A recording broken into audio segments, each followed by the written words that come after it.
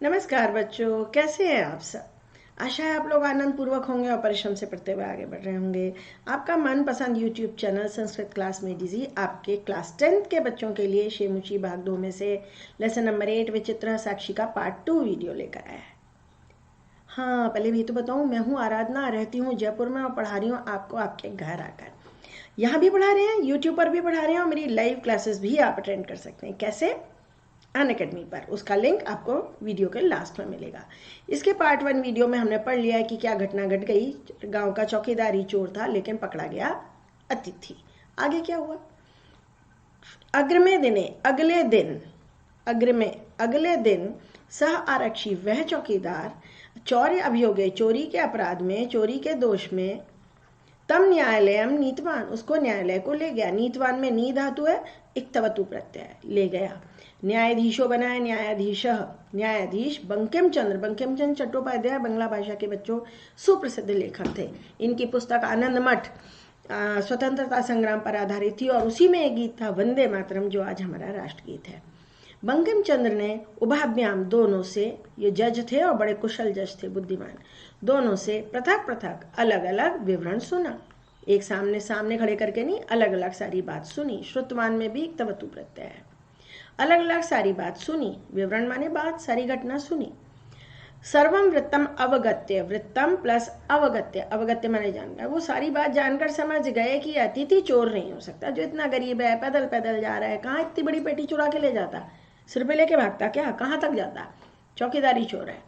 सारी बात जानकर उन्होंने उसको निर्दोष अमन्यत माना, उसको निर्दोष माना। आरक्षणम च, और पहरेदार को, आरक्षी माने पहरेदार, चौकीदार ना, दोष भाजनम, दोष का पात्र माना।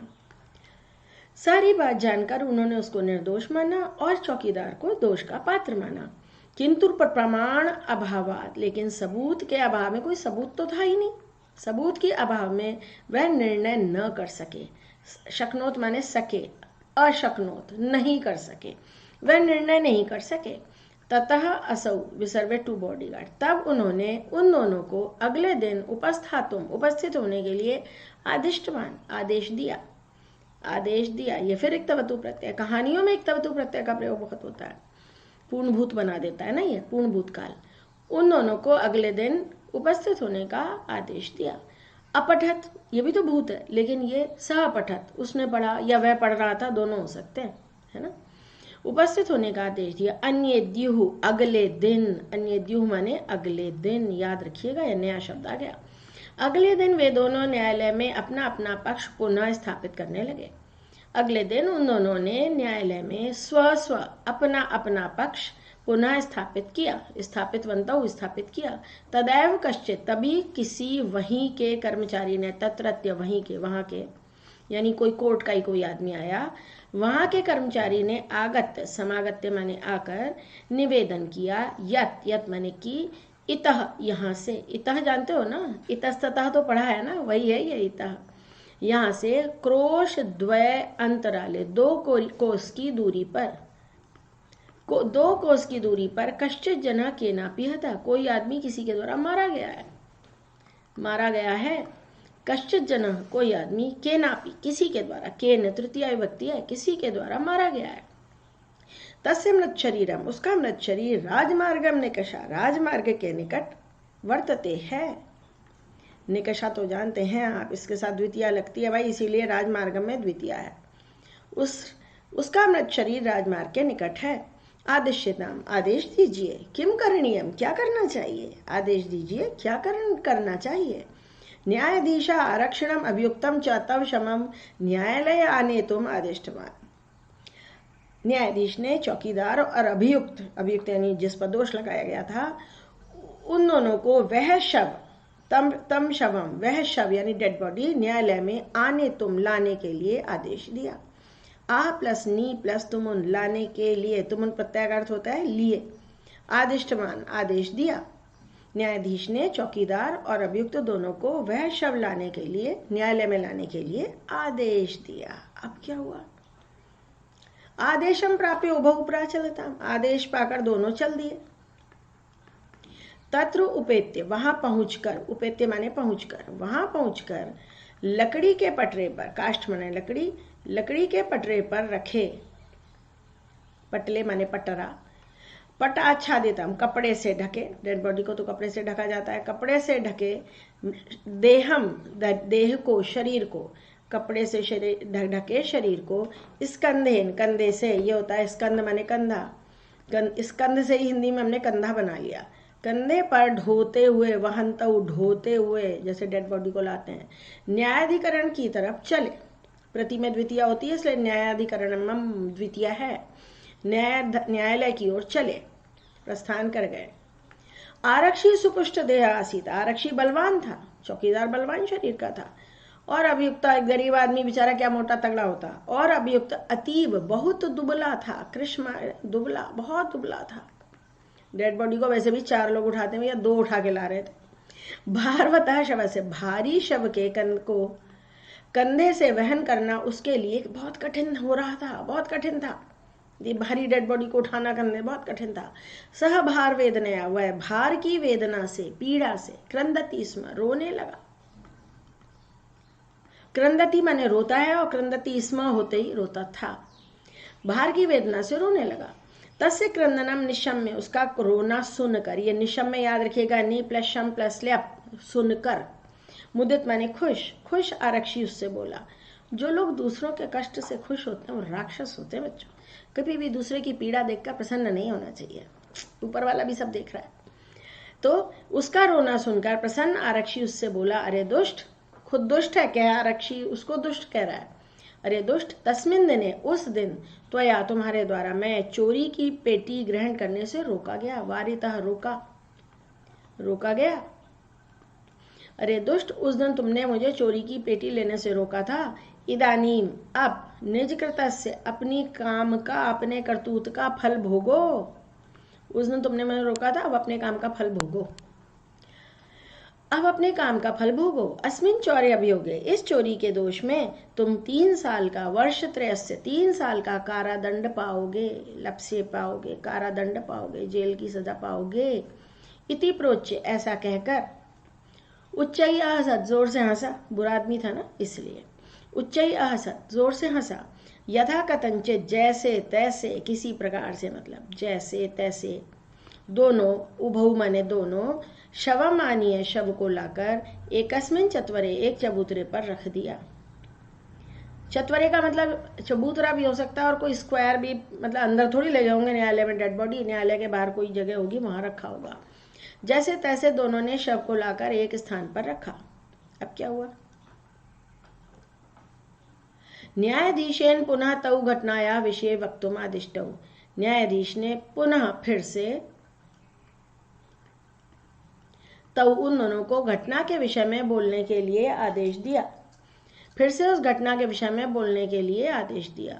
आरक्षणी, चौकीदार ने निज आरक्षणी के अपने पक्ष को प्रस्तुत करते ही, आश्चर्यम घटत, आश्चर्य हो गया।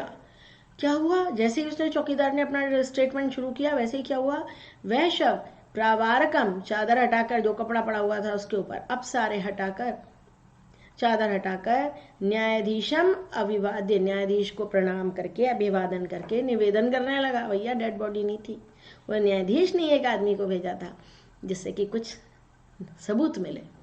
न्यायाधीश को अभिवादन करके निवेदन करने लगा, मान्यवर, एतेन आरक्षणा, इस चौकीदार ने अध्वनि मार्ग में, यदुक्तम, जो कहा, यत माने जो, उक्तम माने कहा, जो कहा वह वर्णन करता हूं। अब उसने वही डायलॉग सुना दिया जो चौकीदार ने वहां बोला था। त्वया अहम, तुमने मुझको चोरी की पेटी ग्रहण करने से रोका था, अतः निज कृत्य से, अपने काम का फल भोगो। अस्मिन चौर्य अभियोगे, इस चोरी के अभियोग में तुम 3 साल का कारादंड पाओगे। इति, ऐसा। जब किसी का डायलॉग कोट करते हैं तो लास्ट में इति लगाते हैं, ऐसा कहा भैया, हम नहीं कर रहे हैं, उसने कहा था ये। न्यायाधीशा आरक्षणे कारादंडम आदेश, न्यायाधीश ने आरक्षी को जेल का दंड आदेश देकर, कारादंड का आदेश देकर, आदेश ल्यप प्रत्यय ना, तो कर, उस व्यक्ति को ससम्मान छोड़ दिया, मुक्तवान छोड़ दिया।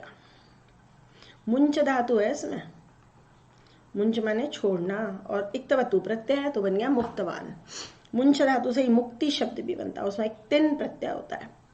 न्यायाधीश ने आरक्षी को कारादंड का आदेश देकर उस व्यक्ति को सम्मान से छोड़ दिया। अब देखो जज साहब की कितनी बुद्धिमत्ता थी, है ना। इसीलिए क्या कहते हैं, इसीलिए कहते हैं दुष्कराणि अपि कर्माणि मति वैभवशालिनः नीतियुक्तं समालम्ब्य लीलयैव प्रकुर्वते। दुष्कराणि अपि कर्माणि, कठिन कामों को भी, कोई कठिन काम आ जाए तो जो बुद्धिमान लोग हैं काम को छोड़ते नहीं है, बल्कि क्या करते हैं, न्याय और तरकीब से उसे पूरा कर लेते हैं। कठिन कामों को भी मति वैभवशाली यानी बुद्धिशाली लोग, बुद्धिमान लोग, जिनके पास मति का वैभव बहुत होता है, धन वैभव ना भी हो तो मति वैभव होना चाहिए बच्चों। बुद्धिमान लोग बहुवचन है, शाली, शालिनौ, शालिनः बहुवचन। बुद्धिमान लोग नीति, न्याय, मतलब न्याय भी करते हैं, है ना, अन्याय से नहीं, और तरकीब का सहारा लेकर, समालंबे आश्रय लेकर, लीलया खेल खेल में कर डालते हैं। लील यहाँ भी तो खेल ही हुआ ना, एक पूरा एक प्लान बना दिया गया।